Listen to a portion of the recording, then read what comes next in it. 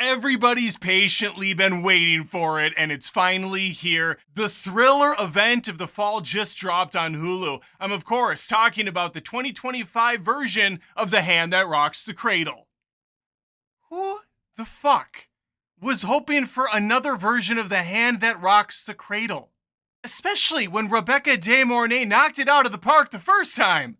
And let's not forget Ernie Hudson as Solomon. The poor bastard's mom was taking too much Tylenol while he was in utero, but he still managed to get shit done. And the film even has Lloyd Braun from Seinfeld in it as a competent father and husband. What do we have in 2025? Well, I'm glad I asked myself that question, and I'm now going to answer it. Say, before I jump into what will probably be the greatest review you ever hear for this film, if you wouldn't mind latching onto the teat of the subscribe on YouTube, Spotify, and Apple Podcasts, I would absolutely appreciate it. This is a highbrow show. This is going to be a spoiler review because, again, it's a new version of The Hand That Rocks the Cradle. I won't get into the spoilers, though, till later in the review, but just giving you a heads up. Micah Monroe from It Follows and Longlegs, you know, the film that people pretend is good, but I know the truth, is here as the villain of the film, the villainess, one could say, Polly Murphy. Even the name is harmless. Polly, are you out of your mind? In the original, it's Peyton. That's a solid name. That's a strong, fierce name. Sexy name, one would say. I would say that. She's going to be terrorizing the Morales house, targeting Mary Elizabeth Winstead's character. And I have to say, they went full Karen with her in this movie. The look, the tight bun in the hair, the business suits. I hate it. I don't think it's a good look. And I love me some Mary Elizabeth Winstead normally. She has a couple kids like the original, but her husband this time around, oh my God, this guy is the biggest cuck I've ever seen. Miguel is useless in the movie. There's a scene towards the end that's absolutely hysterical where Caitlin is under attack and the husband knows something's wrong. So he pulls his daughter from the softball game early and they head home. But when we cut back to them, he's just kind of sauntering down the sidewalk. Oh, we better hurry up and get home to your mom. Scoo-doo-doo. Oh, look at the birds out today. The one thing I'm going to give this film props for is it doesn't attempt to just redo the same story. This is very much Hand That Rocks the Cradle in name only. The plot is almost entirely new. The only thing that remains is that there's a crazy woman who works with a family, she stays with them, and she's plotting her revenge. There's no lovable groundskeeper, there's no pervy doctor, there's no evil wife planning on how she's gonna take over the family. Instead, we have Polly who befriends Caitlin early on, and she's gonna make this family's life a living hell as the movie progresses. And how she does so is quite hilarious in unintentional ways, because for the most part, her version of sabotage is adding some sugar to a sugarless recipe. Adding microplastics to food that shouldn't have it. This is the most I live in California and this is what scares me type of script I've ever seen play out. Now, eventually things will ratchet up to an exciting degree, but it happens so far late in the game, and there are no fun characters in the meantime to get to know. In the original Hand That Rocks the Cradle, Peyton is really good at this game of chess. She gets the board laid out exactly how she wants it, and she starts knocking over the pieces as they come into play. With the new version, it feels like this character is just kind of throwing shit at the wall. Obviously, she has a plan in mind, which is that of revenge, but all the planning in between seems so careless and half-assed, such as the multiple times she's going to try to come on to the main character in this film. I guess the plan there is Caitlin's going to not want to be with her husband anymore, find him uninteresting. Well, spoiler, she already kind of doesn't think he's that interesting. And double spoiler, he's not. I don't know why she's with him to begin with. But the whole sexual angle where she's flirting with her and whatnot, it just doesn't go anywhere interesting. You know what, there's also no boob shot breastfeeding a stranger's baby. And if we're not going to even do that, what the hell's the point of this? This film also has a road out front that's more comical than the one found in Pet Sematary, where those giant semis are flying by going like 100 miles an hour. Here it's the same on a smaller scale. Cars are just whipping through this neighborhood, and the stop sign is down, and it's just the most lazy foreshadowing ever, smashed over your head. because they cut back to it 2 or 3 times within the first 15 minutes of the movie. And so I knew instantly it was gonna come into play. The way our villains play these roles is night and day as well, where Rebecca De Mornay was very soft-spoken, genteel to the people she needed to be, but then ruthless and quite vicious to those that stepped on her in any way, was very fun to watch play out. And it made sense how she earned the trust of the family so quickly.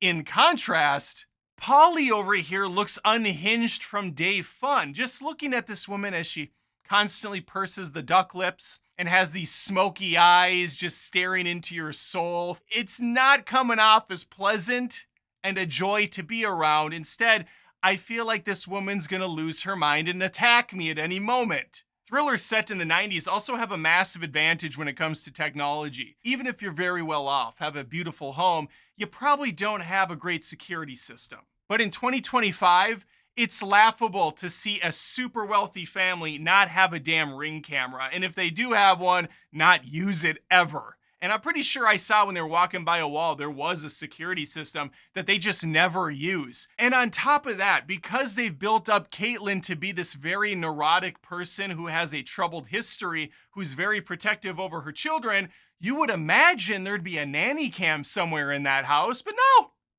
No nanny cam, no Ring cam, nothing that would easily identify the troubling behavior going on at the house. My favorite ridiculous scene in the new film is Polly is given a recommendation from a woman who supposedly she nannied for 2 full years. Well, later in the game, Caitlin gets a little suspicious of this woman and does some digging, where she finds herself outside of an AA meeting where she's going to confront the person because under her recent calls in her phone log from several months ago, she only had to parse through 2 calls total. And so she called the woman back, saw that she picked up the phone and then ghosted the lady, goes over there and Caitlin confronts her, spilling the beans on what actually happened, which is, drum roll please, the lady felt bad for Polly.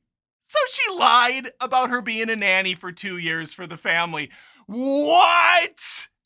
Who does that? I thought perhaps Polly blackmailed this woman, or maybe it was a psycho friend of Polly's. No, just a lady that felt bad for the whole situation. But before we get to the final reveal, Jessica Biel, let's talk about the production of this movie.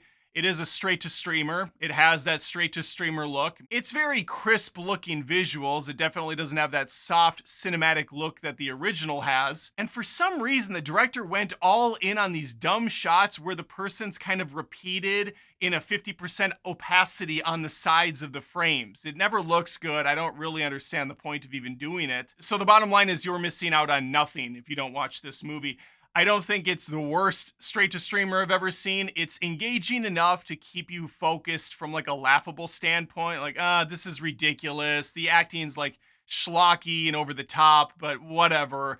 It's watchable crap. I just wouldn't recommend you wasting your precious time on Earth watching this one, unless of course you also decided in your infinite wisdom to chip away at your life reviewing movies online like I did. But let's get to the big climax of the film. The reason Polly is terrorizing this house by adding trans fats to the menu is simple. When she was just a little girl, 8, 9 years old, something like that, her father was having his way with not just her, but Caitlin, who also knew the family. Except for her name wasn't Caitlin then.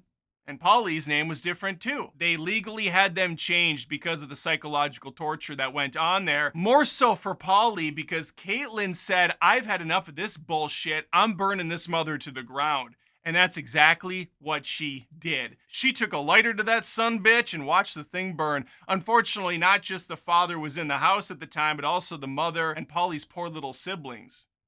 I think there was 2 of them, maybe just 1. It doesn't matter. And so P Money has been plotting her revenge for like 30 years, waiting for Caitlin to have a family of her own for Polly to take from her. Much like the original, there's not a big body count in this movie. Only 1 person dies. It's a friend of the family who, at the behest of Caitlin, does a little research into this Polly character. He sneaks into her little poolside bungalow, rifles through her trash, brings it back to his place so he can do a little experimentation.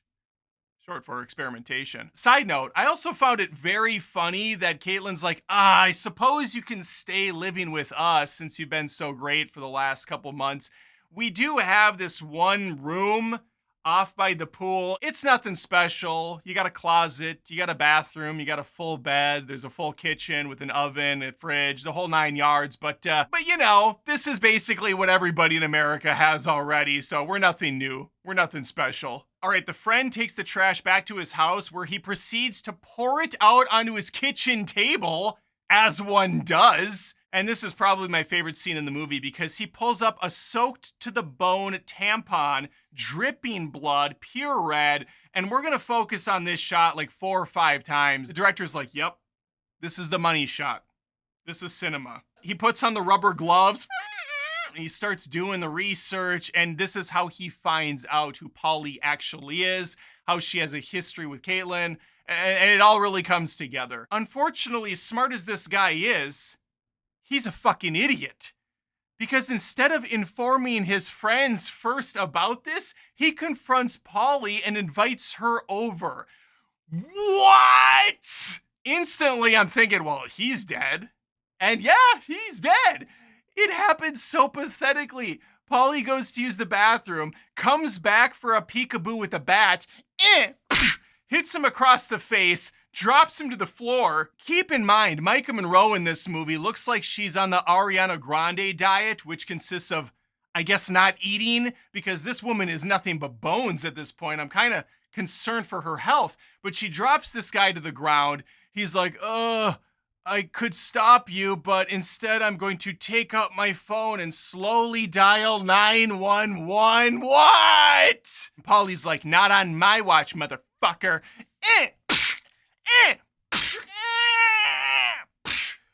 Oh, okay, we can't do anymore. I'm completely exhausted from that. The final confrontation is now upon us, where our little Polly Pocket heads back to the house. She starts playing the mom card. Caitlin has lost her mind, becoming a little frantic and unhinged as she realized her pills have been replaced by, I don't know, who cares? They've just been replaced with something else, something that makes her like a rage monster, I suppose. She's not able to see her kids for a day or two, shows back up at the house. Polly answers the door. They get the one-on-one confrontation, short for confrontation, which leads Caitlin to pull our Polly in for a big mama bear hug, saying, I'm here for you now. I'm sorry for everything I did. I don't care that you killed my friend. It's all right. She didn't even bring up the friend. That's fine, though. Polly's like, nah, I don't think so. Stabs her in the side of the rib cage with a broken piece of glass, dropping MEW right to her ass. And I did rhyme that on purpose. I don't know to what avail. You're not going to keep Mama Bear down for long, though. She grabs the side of the kitchen island to pull herself up. Polly grabs the pan, breaks her hand. Caitlin's still not down for the count. She starts pushing her around, eventually throwing Polly through the glass window, rendering her unconscious or something. All I'm thinking is, okay, take that pan and start beating this bitch to death with it. Call the cops now while you're looking at her body. Do something to restrain her. Do something like break her legs. I don't care. What does Caitlin do? She leaves. She goes into the other room to grab her baby, who's starting to cry a little bit. The fucking baby's fine. What are you doing? The dad and other kid are off at that softball game I foreshadowed earlier, remember? He's now on his way home. He's like, scoop-de-doo. Oh, love the work he did on that hedge over there. You get some new clippers? Oh, yeah, I'm just going home to see my wife. I'm pretty sure she's being assaulted right now. It's the nanny. She's pretty hot. We finally hit the crescendo of the film, and this is easily the best moment of the movie. Caitlin gets in the car with the baby. They start to back out of the driveway. Polly, shot out of a cannon, jumps on top of it. Starts breaking the windshield. And you know what's gonna happen because they foreshadowed it in the lamest way possible. We're going into that death trap road, and just like clockwork, she backs up. Car body slams hers, sending Polly in a triple axle across the road. It is the funniest second shot you will see in quite some time. Absolutely hilarious. I rewound it to watch it again. It's like when my son used to play Beyblades and he would pull that little ripper cord and it would spin around. That's Polly in the air. She's down for the count. Her arm is like over here somewhere, blood all over. It's not a good look for her. And that's about the time Miguel finally gets back home. Oh, hey, what happened? Sorry, we stopped off for burgers. That's good.